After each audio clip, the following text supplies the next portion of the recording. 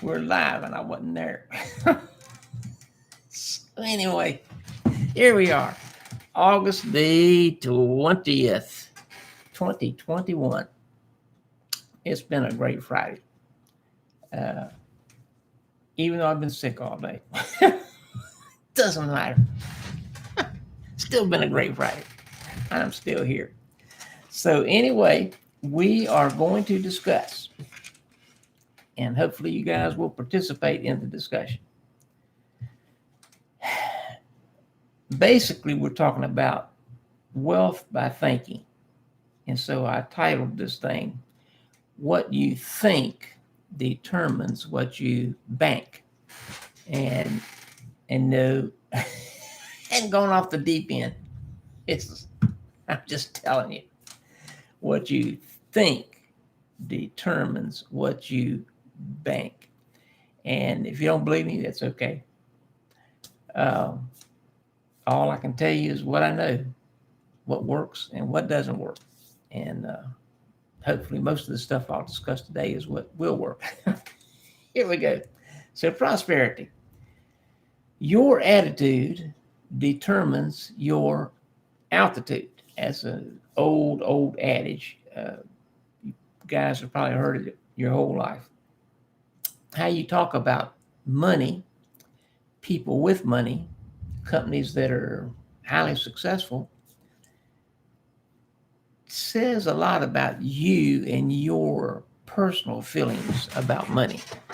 Let me touch on that just a little bit.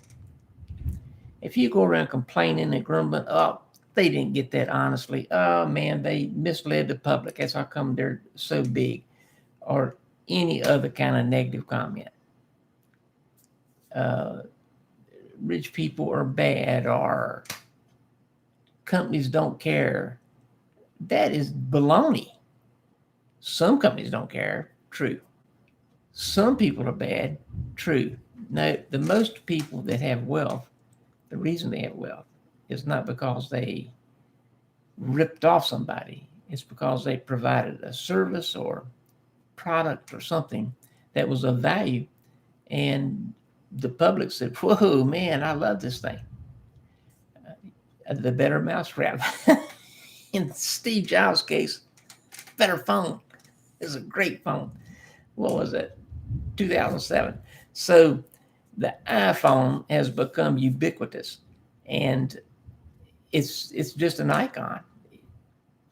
Icon it means success, and it stands for smartphone, and you're savvy if you have an iPhone and an iPad, and so on and so forth.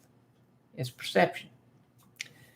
Um, the reason I talked about how you talk about people is if you go around complaining and grumbling about people that are successful, oh, look at the house they've got. Oh, look at the car they've got. Oh, look, they take a vacation twice a year, but whatever. How do you think they were able to do that? They worked for it. Yes, they did. I don't care what your thinking is. They worked for it. They saved up the money, or they worked and earned money, or some people worked 2 and 3 jobs like I used to make sure that there was enough money coming into the household. So successful, rich, wealthy, whatever you want to call them, people have money because they worked for it. I have a friend of mine that is one of the owners of a multi-billion-dollar company, and he talked about in the beginning there were several people that had gotten together, different business people. I forget what the number was, 13 or something like that. Anyway, they laid out a plan for this new company. Well, it took 5 years. 5 years while they still worked their regular jobs, while they still gave 100% at their regular jobs. While they were at work, they were at work. When they got off, they worked on their dream. So here's these 13 people working, planning, getting money together, plans together, organizing, doing all the footwork and incorporations and everything else that they had to do to get suppliers and everything set up to launch this new venture. Well, by the time the 5 years were gone, there were only 3 of them left. What's with that? 3 out of 13? Are you kidding me? 3 people out of 13 people gave up, quit, said it was too much trouble. Well, when they launched a successful company, and now, many, many years later, it is a multi-billion-dollar company. That's for all the Americans, billion with a B. So, billion, that's a lot of money. Man, what I could do with $1 billion. Hey, let me move on. Do you see 3 out of 13? What percentage is that? 20% or whatever, approximately. 1 out of 5 people that started it didn't stay with it. The statistics for the rest of us, the little people, is that out of every new business started, within 1 year, 90% are not in business. Within 5 years, 98% of the total are not in business. Why is that? Lack of knowledge. They obviously have a talent or they wouldn't have started the business. But they give up. They don't have persistency or consistency. They don't want to have pay for somebody to come in that has the knowledge to help them through things. They're going to do it on their own. Well, let me tell you, nobody has done it on their own. Nobody. All through history, the great giants in the industrial age didn't do it on their own. They hired key people to help them. Today, we have consultants. You don't have to hire them long term. You can hire them short term. Always get the best person to help you, not the cheapest. You can go to the best lawyer in your area. And do you know what? The first 1 or 2 consultations are actually free. Yes, they are. The best accountant in your area, the first 1 or 2 consultations are free. Now, they're not long consultations. They usually last about 15 minutes, but they're free. Why? They have a reputation to maintain as being the best, so they offer their services freely, not free, freely on a limited scale to garner more clients. Very smart. So your persona, your makeup, how you are, attracts and it repels. It does both. You can attract money or you can repel money. It's up to you. Your feelings, your thoughts, your actions, man, all this stuff just fits in together. Your daily talk. When you're at home, are you going around, oh, there's no money, oh, it's so awful, oh, or do you sit down, if you're married, with your spouse and say, we have a challenge and we need to figure out how to meet this challenge. The challenge is we're short every month. What can we do as a team to alleviate this issue, to modify it, to make it better? So if you complain about people with money and you complain about money, it's no surprise that you don't have any money. You can get mad. I'm just telling you the truth. I told you guys when I started this broadcast years ago, I'd always tell you the truth. That's the truth. If you don't have money, it's because of your attitude. Sorry. And I was one of you. So I had that attitude and I didn't have any money. Oh man. I grumbled and complained probably more than a bunch of you put together. But God taught me a lesson. And the lesson was you attract what you talk about in a positive manner. Seems simple, but it worked. And it has worked for years now. So if you fuss about that old piece of junk car and it's always breaking down and it's just not worth anything to you, and why can't you get a new one, blah, blah, blah. Well, wait a minute. So you don't wash it. You don't clean it. You don't change the oil in it. And you don't get it repaired properly. What's the car going to do? It is not going to run right. Oh, you're going to fix it yourself because it's cheaper. No, it's not. It is not cheaper. Get somebody who knows what they're doing. Unless you're an expert. Get somebody who knows what they're doing to fix your car. You know what? I had one of those. Yes, I did. I had one of those old gigantic clunkers years ago. Man, something was always going wrong with it. I complained. I fussed. I always have cleaned my cars. So I did clean it. But I didn't do regular maintenance and stuff like that on it. And when God taught me this lesson, he said, in my mind, he said, take care of what you've got. Show me you appreciate that. And I will bless you accordingly. So, okay. So I started making sure I kept the car really clean, like I did my other cars I had when I was single. I made sure I did the oil changes. Of course, back then it was every 3,000 miles. So I made sure I did that, and I put the best oil in it. I didn't put cheap stuff in it. Put the best oil filter.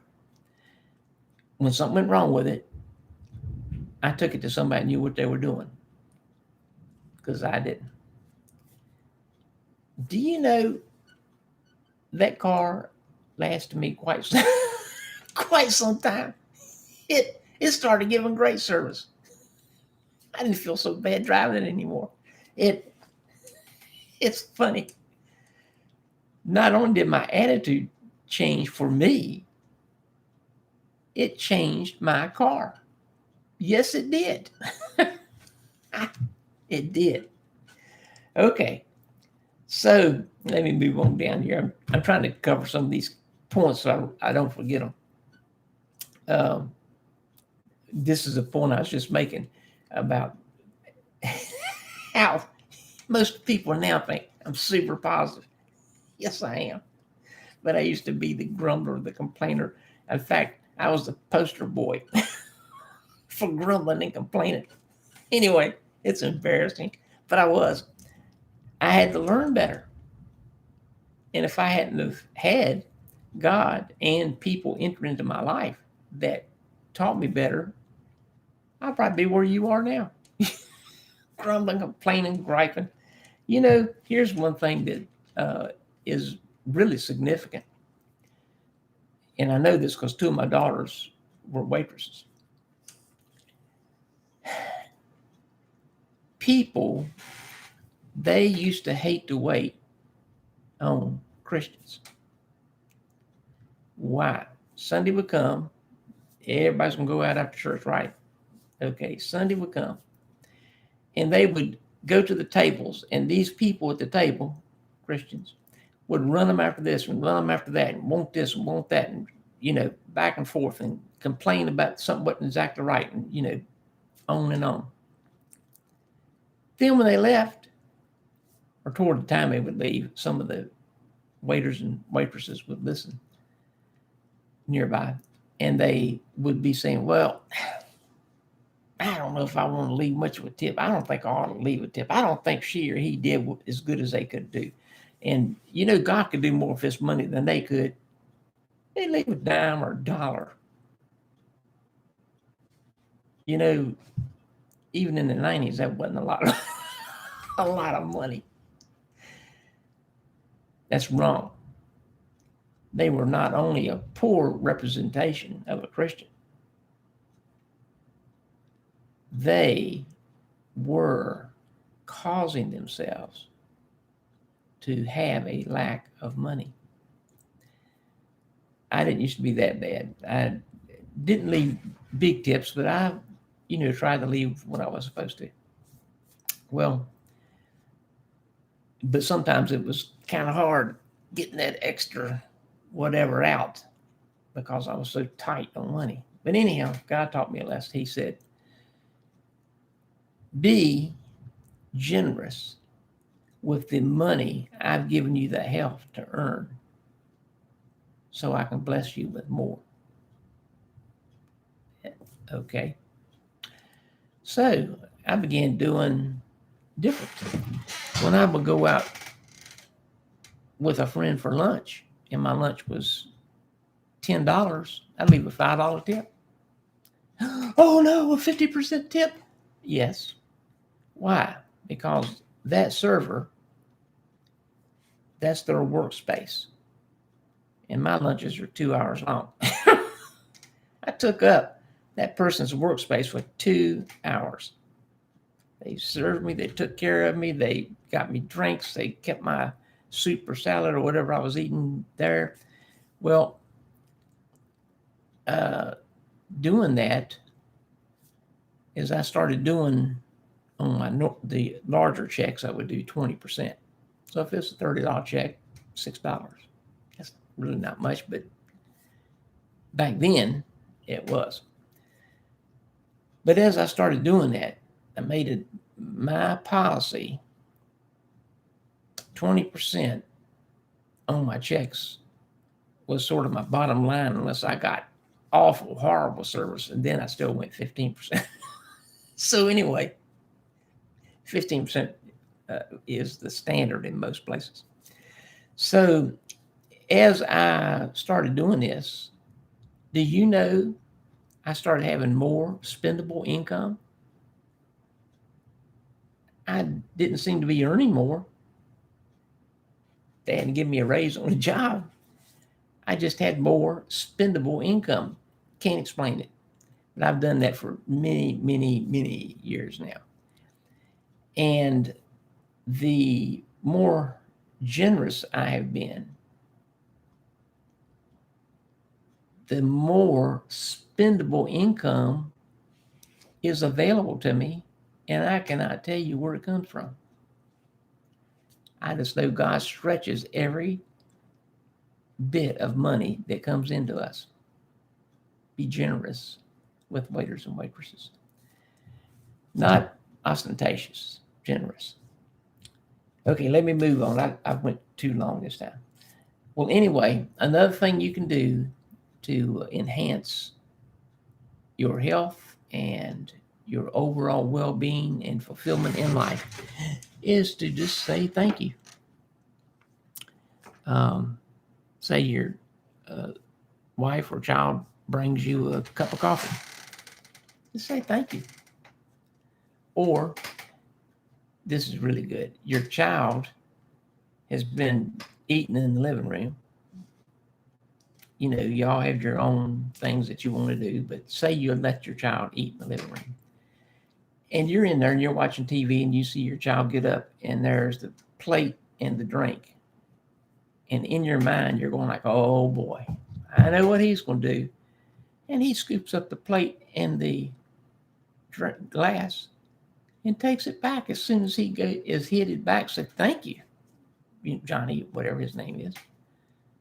Why? He should do that. Yes. But being appreciated for even things that you should do causes and releases dopamine, making you and them feel way better. Okay, I'm done. Hopefully you guys enjoyed this. Um, check my website, www.astepabove.life. Give me an email, the Rev, THEREV, at astepabove.life. I'll be glad to send you one of my sheets that kind of helps you with your finances and stuff for free. And check out my Patreon link. Ask for a free newsletter. I'll send my newsletter this week to you free. Just send me an email and say, hey, how about that free newsletter? I'll send it to you. Make it a great evening.